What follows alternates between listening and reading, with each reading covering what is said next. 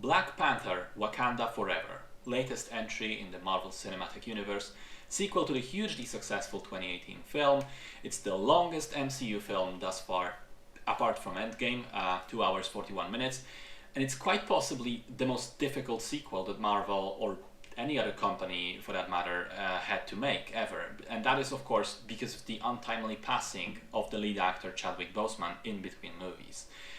Partly because, from all I've heard, he's always been a great person to be around, and apparently the cast and the crew of the original film had become good friends with him. So I can imagine that making a movie like that after your friend dies, must have been incredibly hard on just an emotional level. And partly just for colder, more logistical reasons. I mean, T'Challa has been a massively important character in the comics, and they've already positioned him to take up a very important piece of this universe. Now suddenly Boseman is gone. How do you do this? Where do you go from here? The studios could have conceivably recreated his likeness digitally, at least for this one film, like they've done with some characters in the Star Wars franchise already. Fortunately, they didn't, as this would be the worst choice, in my opinion. They could have recast the character with a different actor, which, after giving it a lot of thought, I believe this would have been the best option. But out of respect for the actor, which I can also understand, they ended up making it so that the character dies along with the actor, and just rewrote the sequel around that, around dealing with this huge absence. So the story goes like this, and I'll avoid any big spoilers, just give you the basics. The film starts with a powerful sequence which deals with T'Challa's death.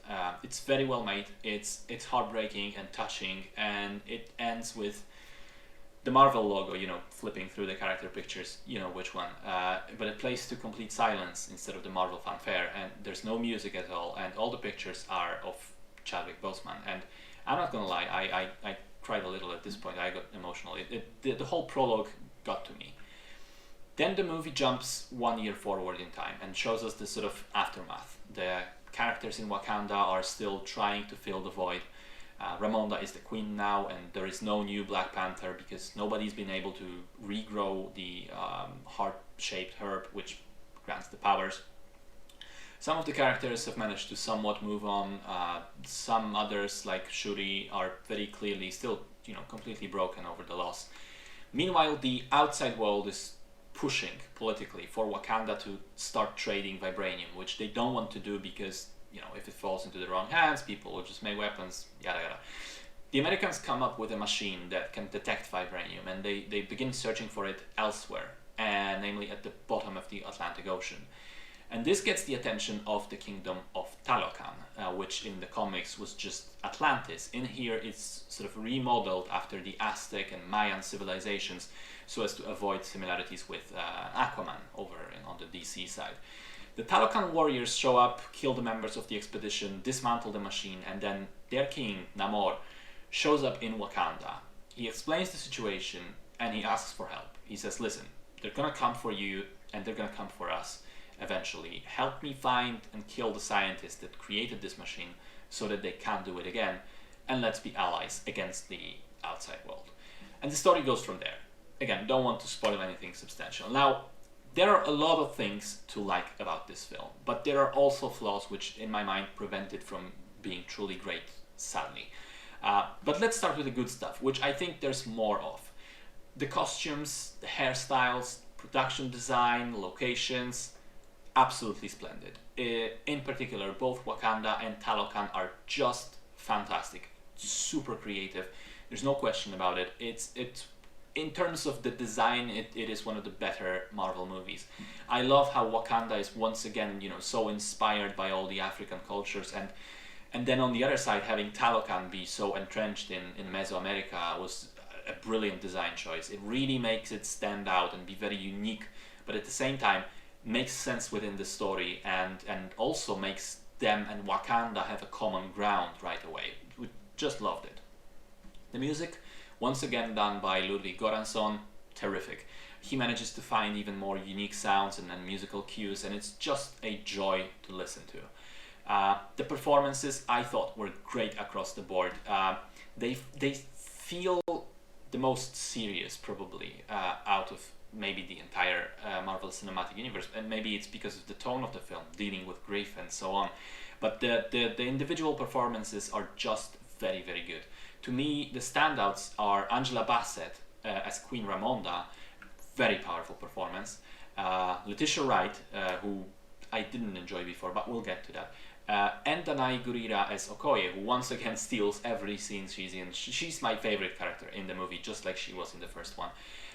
Tenoch Huerta has a great presence as Namor. I think they nailed the fact that he's supposed to be at the same time charming and menacing, understandable and villainous. As I said, I even like Letitia Wright, and not just her performance, but also her character, because I wasn't a fan of Shuri before. I thought she was a Mary Sue character, but she's really finally given an interesting arc in this film, and you know, both the character and the actress has finally won me over. I enjoyed the journey throughout. The rest of the supporting cast are also very good, but there's just too many people to point out everyone. I liked this sort of high-level political game of leadership between Wakanda and Talokan.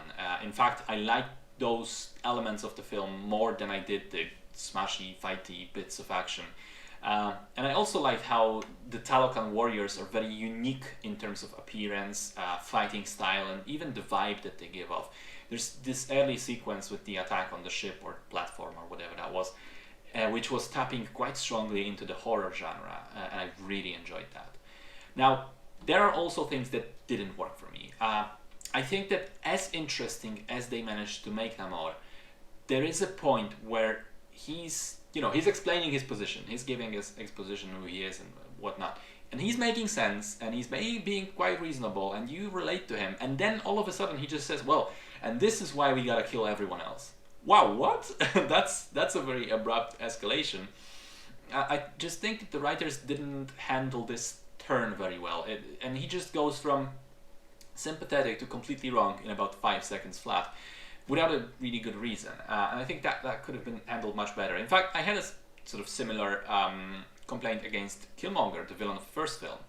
I know many people enjoyed him, but I thought that was also, he was making some interesting points, but then the way he became a full villain was just too flat for me.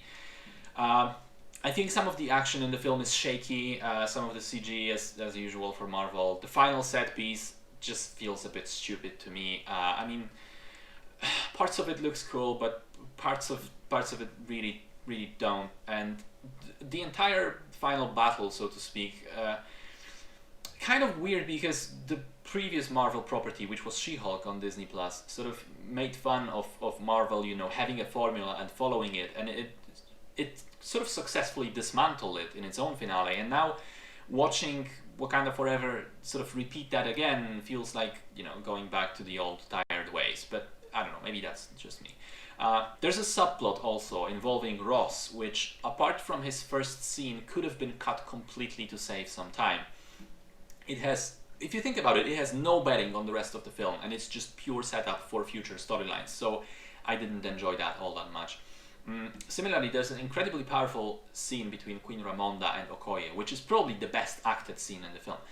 And it seems like it's going to carry huge consequences for a good while, but then it kind of doesn't matter.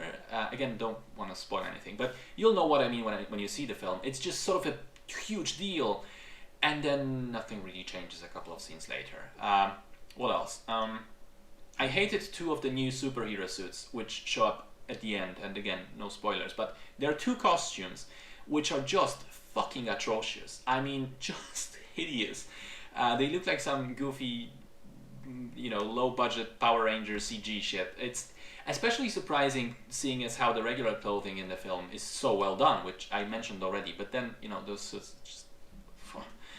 And a final point, which might be even a more minor thing, but it just infuriated me personally to no end.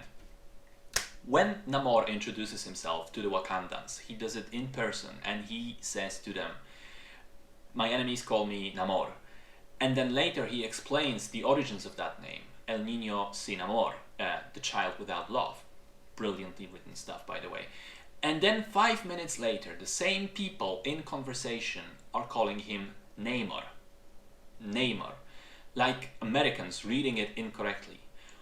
Why on earth would they do that? I mean, it makes no sense within the universe. I mean, he told them the correct pronunciation himself. It's not like they read his name on the internet and they didn't know how it's pronounced. They heard the correct pronunciation. And it's also not like the Wakandan culture doesn't have the same sound for the letter A in their words, even names. I mean, Nakia is called Nakia, not Nakia. So there's just no reason at all in the film for anyone to say Namor instead of Namor, and it sounds stupidly American, and I loathed it. Anyway, to sum all of this up somehow, I think it's generally speaking a well-made film that handles a very difficult situation with a remarkable amount of grace and taste, and makes something, I thought, meaningful out of it. It's got great production design and some really fine ideas about the character arcs. But then it also fumbles some of those arcs, like Namor or Okoye, and it wastes time on insignificant ones, Ross, which makes it, and you know, you couple that with the usual criticisms, a weaker third act, wonky CG, and etc. And you know, at the end of the day, it just makes it a bit more clunky than it perhaps could have been. But in any case, I personally still liked it, and I think it's pretty decent.